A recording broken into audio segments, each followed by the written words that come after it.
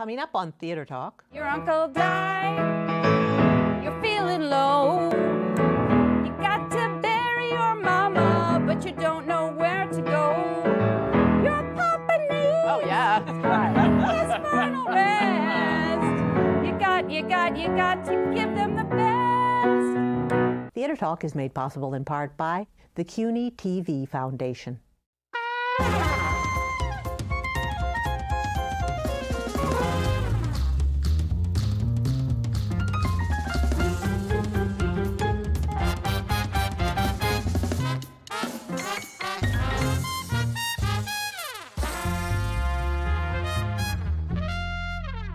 From New York City, this is Theater Talk. I'm Susan Haskins. And I'm Michael Riedel of the New York Post. Now, Michael, we're already here having a wonderful time with the creative team of the new, soon-to-be Broadway hit, Hand to God. It's a wonderful theater experience, and I'm talking to the playwright/bartender, Robert Askins. I don't bartend at the play. No. You bartend at the Booth Theater? Yeah, every once in a while I'll pick up a shift when I'm short. Robert. Which is all the time. I'm 5'8". Hey-o! Watch out, folks. Morris von Stulpnagel. Hey, there you go. All right. Did Director. you really get that right? Yeah, it Morris was close von enough. Stulpnagel. We're within the Stulpnagel. Thank you very much. There you are. Stulpnagel. Yes. Who's the And director of the this director of play? this play, and the magnificent star Stephen Boyer, It's pronounced von Stackennack. It's spelled Boyer. who But plays, in essence, two parts in Hand to God. Come on, kid. I can't. God. Hey. Hey! Do you know how easy it is to find someone's home address on the internet? What did you just say? Fun fact number 2, the smallest of cuts, the Achilles tendon, will cripple a man for life.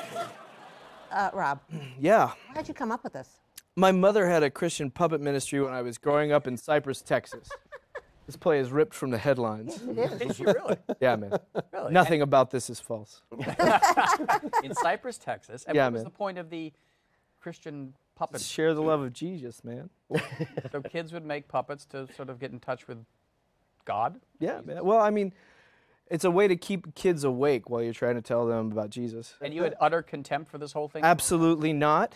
No, you were a I was, serious puppet- listen, man, as a kid, theatrically inclined, growing up in the church, what could be better?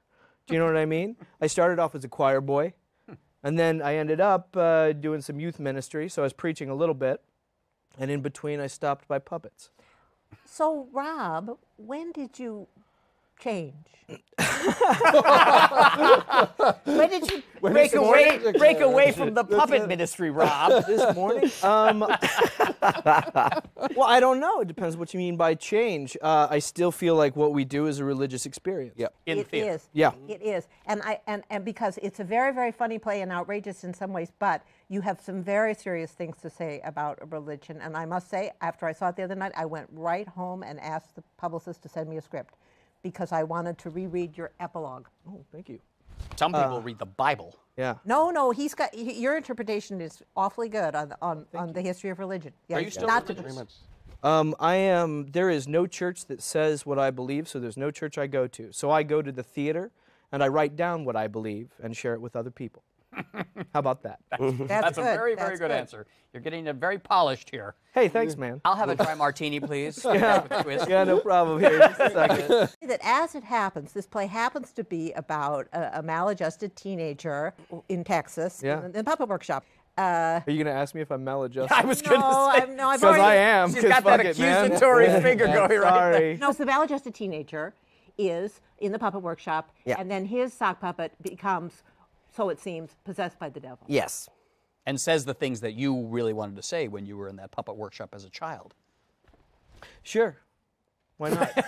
That sounds like a good interpretation. I mean, I think he says like a lot of the things we all sort of struggle Yeah. to find a voice for when we are teenagers. But I don't. I How to, like, also. you know, yeah, go ahead. No. I also think it's dangerous to talk about a negative truth as being the truth with a capital T. He says the most aggressive thing possible to polarize the room and to push people around, and sometimes that's true, and sometimes that's just destructive. Who made the puppet? Well, Steve made the original prototype. With an oven mitt, and I'm like, I'm not. 50% of what I have to do in this play, I'm not going to do with an oven mitt. Yeah. All right. You So know, I it says wanna- like kiss the cook. Like I'm gonna have, I need an actual. I mean, like Tyrone is a fully formed entity. yeah, It's a great. real personality. I googled easiest puppet to make.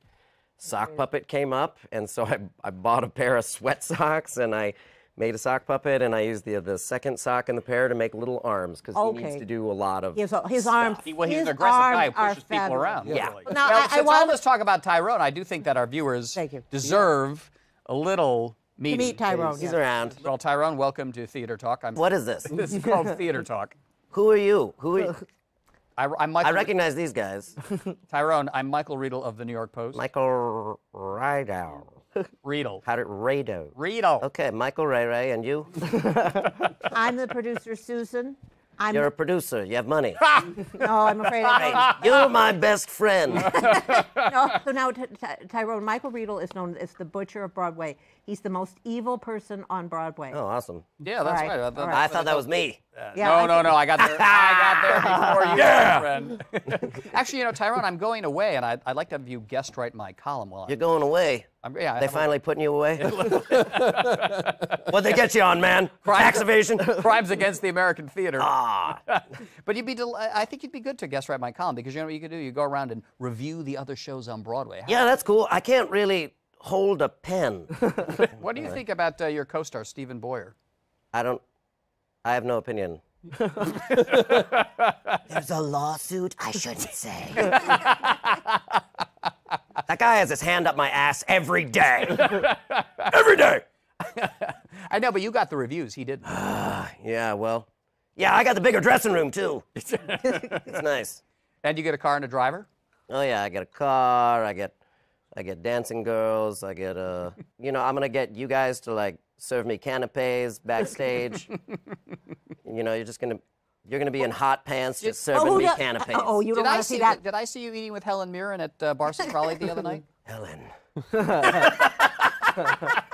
I feel I've transmogrified into Helen Mirren. Yes. Whereas I was Helen. Helen Mirren. You know, now I'm like Helen Mirren, and I'm not quite sure who that sort of thing is. I got the sense from you, just seeing you act over the years and seeing you, I once saw you collecting your bags at the airport, that somehow you have managed to avoid the superstar thing that can happen that disconnects people from real life. Yes. I mean, I've lived my life the way I want to live my life. And I have refused to let anything get in the way of that, if you like. So I like going to the supermarket. I would be miserable if I couldn't go to the supermarket. I'd be miserable if I couldn't travel on the subway. So I travel on the subway. And, you know, and people are great. And it's fine. People get themselves into a bit of a tizzy about how horrible it's all going to be. Mind you, I think it's for people who are on TV shows, that it is difficult. But even with them, you know, I was thinking, you know what, just go out and be in the world. I always thought if I was like that famous, I'd have a T-shirt made saying, yes, I am, you know, whoever it is, but please leave me alone. And then, or please let me get on with my life. And then when people come up, we just say, Your swagger and your bearing and the just right clothes you're wearing, your short hair and your dungarees and your lace-up boots and your keys, oh, your ring of keys. Ring of Keys from Fun Home. The powerful and really gut-wrenching, in a good way, new musical now at the Circle in the Square. Got a lot of laughs too, don't forget that. It does indeed. We're so pleased to be joined by Janine Tesori, who wrote the music for Fun Home, Lisa Crone, who wrote the book and lyrics, and Alison Bechdel, whose novel, Fun Home, based on her childhood and life and her relationship with her family, is the basis for this amazingly wonderful musical. All right, so what was the attraction for you guys to Alison's novel to turn it into a musical? Was it your idea, Lisa? Yes, I worked on it first for a little while before Janine came into it. Trying to write the music yourself back then? Yes, yes. Interestingly, that didn't go very well. Knowledge of Music Everything would have sounded helped. like this.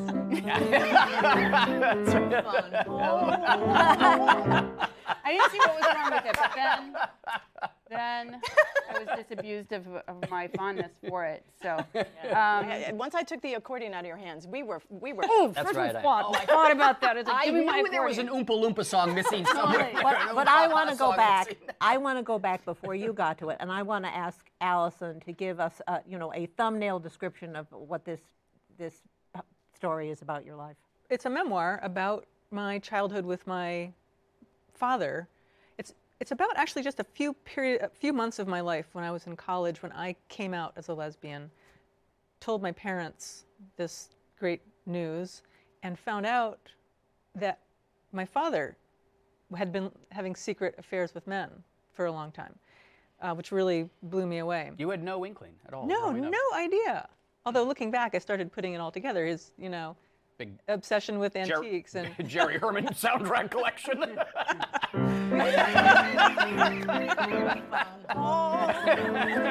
I say, let's rethink. We've got 2 days before we open. We do. Let's put it Get back. that number in there. Get that back in there. Sorry, Allison. that's okay, because this is part of the craziness of the whole thing. Because then the story takes this terribly tragic turn. My father, shortly after all these mutual revelations, killed himself. And so it was this terribly confusing time of my life, these few months when I was 19. And even then, or shortly after that, I could see that this was kind of an amazing story, that, my father and I were both gay growing up in this little town. Our lives took very, very, very different courses. And I felt like I wanted to write about that, but I couldn't. Nobody knew my dad was gay. No one even knew he killed himself. He was hit by a truck. So these were big family secrets that I didn't think I could reveal. But 20 years later, when I was almost 40, I felt like, I think I can do this. I think it's not going to be so terrible for everyone. And also in the 20 intervening years, you had become a very important cartoonist. Well, I had become a cartoonist. I drew a comic strip for many years called Dykes to Watch Out For. Dykes to watch out for. Yeah. More importantly, though, I think there had been so much cultural change in those 20 years that it was possible to write this book. What about the issues of other family members when you're reviewing the family secrets? Or if they're family members who you waited for them to die before you really came out and told things? Or how did they react to what you decided to talk about the family in the book? My mother was not too keen on it, but she, I was very straightforward with her. I told her I was going to do it. I showed her and my brothers the drafts of the book, and they thought I was a little nuts. They didn't quite know why I would want to tell this story. You dedicate the book in part to your mother. She's played by Judy Kuhn, a very important character in the musical, because you wonder how your mother endured what her part of the secret. This is something that these guys did amazingly, was they fleshed out the character of my mother in a way that I didn't in the book. I knew my mother would read the book, so I tried to keep her character as minimal as possible. What is the mother's song that gives such a tone to her character? One of the things that we did with Helen is that Helen was a pianist, and so Helen's song has this sound. And she sings, days and days and days, that's how it happens. Days and days and days. So she lists all the ways that a lot of women in that time, it's made up of these bite-sized chunks where your days are filled with tasks and things that you do, and suddenly you look backwards and you think, where did it all go? When you look at it a page or a frame at a time, you can see, but not while you're in it. Perhaps tasks filling up your days because you're looking away from something you don't want to know about? You fill your days up sort of with illusions in some way because it prevents you from confronting what's really going on in the family? Maybe. Yeah, my mother certainly kept herself very busy. I mean, both my parents were maniacally busy with their various creative pursuits. And I love how the play captures that, too. My father restoring our house, my mother playing the piano, acting in summer stock. It was a very lively, creative household. You have a wonderful image in the book that you say, our house was like an artist colony, and we were all in our different pursuits, isolated from each other, but completely creatively involved. the book, it's a masterpiece. It's like we've been able to refer to it like the Bible. You know, every single time we've done a rewrite. Quote by, you know, sometimes we're at that point where we're like, you know, on page 61 on that cell over there. It's like, And it's a very interesting relationship between that book and what we've made. What made you trust Lisa to have no trepidation about trusting your masterpiece? With Well, her? I knew Lisa's work. I mean, we both come from the street, from the lesbian street. You're going to picture the lesbian street, the hard street. I don't know why I keep going. Have you? It must be all new to you, Janine, the lesbian street. Well, I have an announcement. Anything for a Tony No, Award. I'm engaged. Right, anything. Right. So anyway, you were saying that you knew Lisa. Well, yeah, I knew her work with the Five Lesbian Brothers. I didn't. Oh, I love that. Because I used to live in New York and I was around them, but I didn't know her autobiographical stuff that she went on to do well in 2.5 Minute Ride until we started working together. And then I read that and saw her work and loved her stuff even more. But because we came from the same place, I knew I could trust her with this lesbian material and to get it right. Lisa has this great quote that people say, oh, it's a story that's bigger than a lesbian.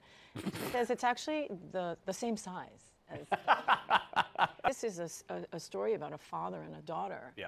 And well, but that's interesting too, because we don't see a lot of musicals about fathers and daughters. That's exactly, I mean, what you just said is so much of the core. In the dramatic literature, in plays or musicals, fathers and daughters are not examined. We thought of King Lear. There was one other that someone had said, and it's fathers and sons, mothers and daughters, but not fathers and daughters. And it's a very complicated, often complicated relationship that is. Mine was, yours was. You have this amazing relationship with your father, but you examined it in 2.5 Minute Ride to such a degree that I find that, well, that's the one other piece that I would say is a father-daughter.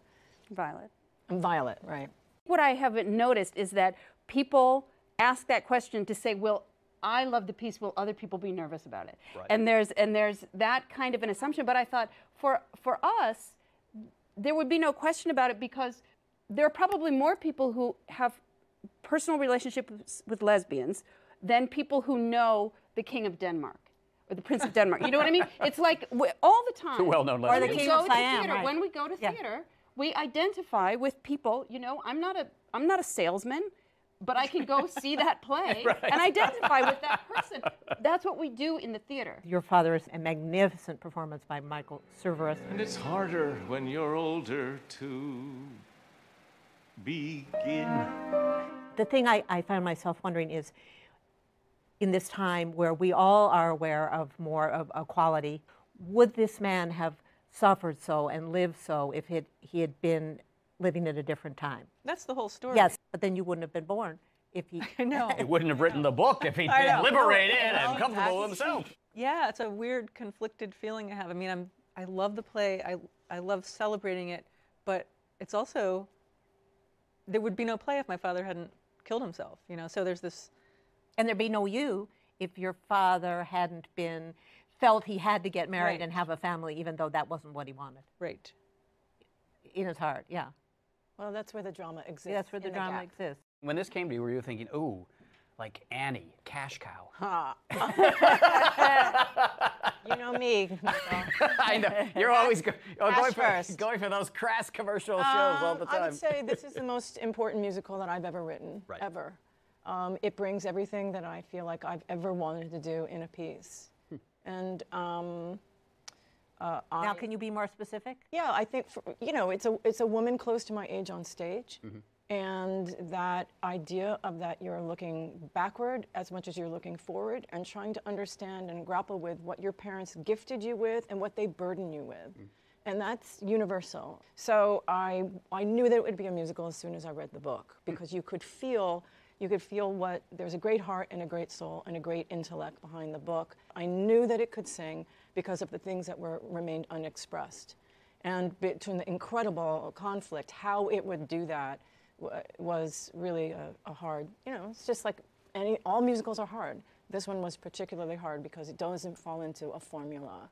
There's no, I don't like formulas anyway, but a lot of characters sing because they want something so badly. But how do you do that if you don't know what you want? Yeah. But you have your family. This is from The Who, they sing, he wants the real feather duster used on the bookcase. Find all the books we read and carefully restore. He wants the Hepplewhite sweet chair back in the parlor. You know, he wants, and they're like, what does he want?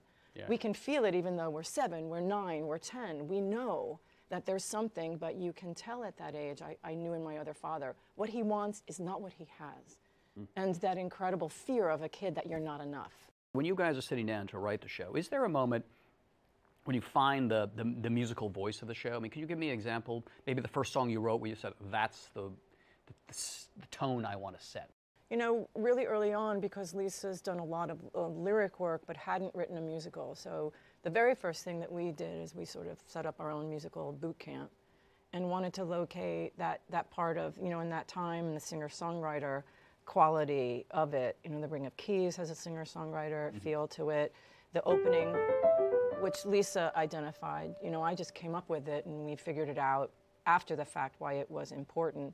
And the very first thing we wrote, which was based on your script, was that, can you sing it? Because I can't.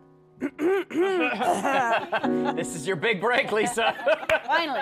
It's all paying off. Here's Right a chord. here. Ready, people. Daddy, hey, Daddy, come here. Okay, I need you. What are you doing? I said, come here. You need to do what I tell you to do. Listen to me, Daddy. Hey, right here, right now, you're making me mad. Something like that. Right. I wanna play airplane. I wanna play airplane. I wanna play airplane. I want to put my arms out and fly. Yeah, so I thought, okay, that's the heart. That's going to be the heart of this piece with the desire. I mean, a musical has to have one primal need, a primal drive that's straightforward and that pulls it from beginning to end. And of all the things that were complicated about this, I think we knew from the beginning that that desire of that child to make that, to get her father's attention, not just his mental attention, but to make physical contact with him, that she wants him to pick her up. She wants to be picked up by her father. That desire is the desire that the adult Allison doesn't know is her desire, but it is what pulls this from the beginning to end. And so we don't have an I want song, but in fact, the first line of the play is, Daddy, come here, I need you. Right. And she demands that he That's the pick her locomotive. up. And she'd then- given you that in the book. It's in, That's- I yeah. mean, you know, really, even though we made up so many things, you know, there are scenes and lines and all kinds of things that are not in the book. But that being said, everything comes from the book. Allison, is there a particular song in Janine's score that is your favorite or touches you the most? Janine and Lisa's score. Sorry, Janine and Lisa's score. They're all We're getting amazing. to the lyricist. Janine's a giver. They're You know all me, so- incredible songs, and I sing them to myself constantly. I won't sing now, don't worry. Go But I guess I would say Ring of Keys. Ring of Keys, the amazing Butch anthem. Yes, how my you favorite. discover you see your first butch lesbian as a child in there. Yes, and that you have a child singing this in the play, which feels very brave. How does that go? Can you give us a fuller version of Ring of Keys? Feel free to join in, Allison. Someone just came in the door. It's going to be a little higher. No one I ever saw before.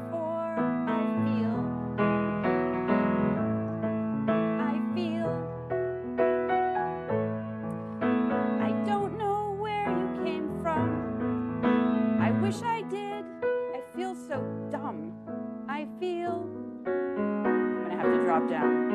Your swagger and your bearing and the just right clothes you're wearing, your short hair and your dungarees and your lace-up boots and your keys. Oh, your ring of keys.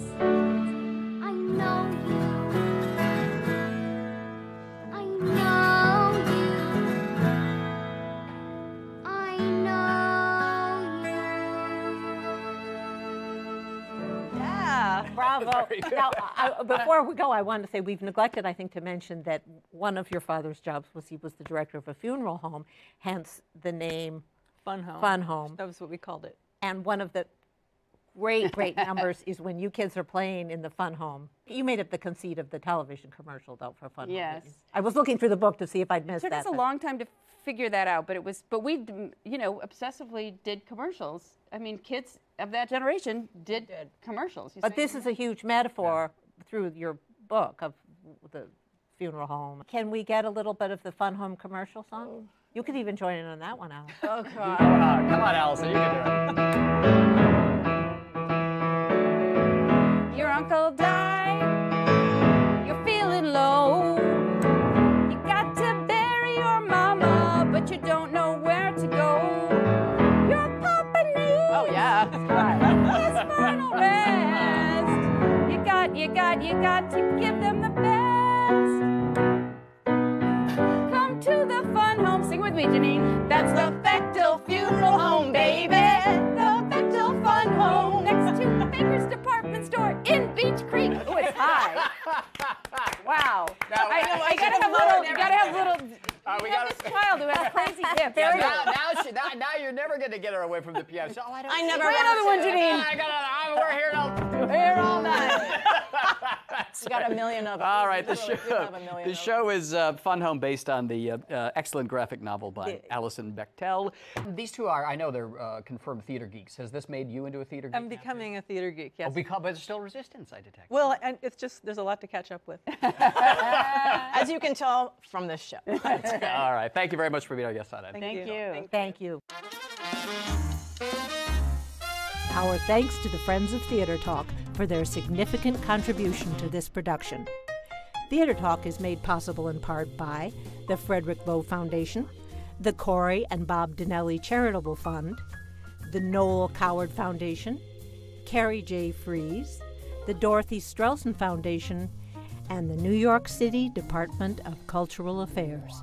We welcome your questions or comments for Theater Talk. Thank you,